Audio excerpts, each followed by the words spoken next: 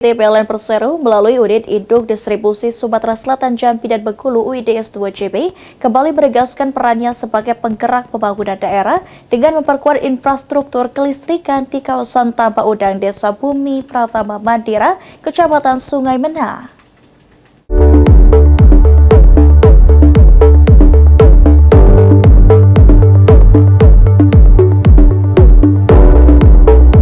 Melalui kegiatan bertajuk Dukungan Produktivitas Tambak Udang melalui penguatan infrastruktur kelistrikan yang digelar Selasa 17 Februari 2026, PLN menunjukkan komitmennya menghadirkan sistem kelistrikan yang kuat dan berkelanjutan untuk mendukung aktivitas ekonomi masyarakat pesisir.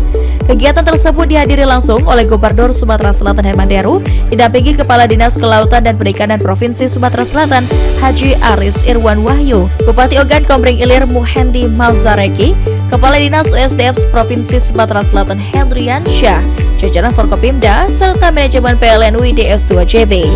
General Manager PLN UIDS 2JB Adi Herlambang menegaskan bahwa penguatan infrastruktur kelistrikan ini merupakan bagian dari komitmen PLN untuk memastikan listrik hadir tidak hanya sebagai layanan tetapi sebagai pengungkit produktivitas masyarakat dan pertumbuhan ekonomi daerah.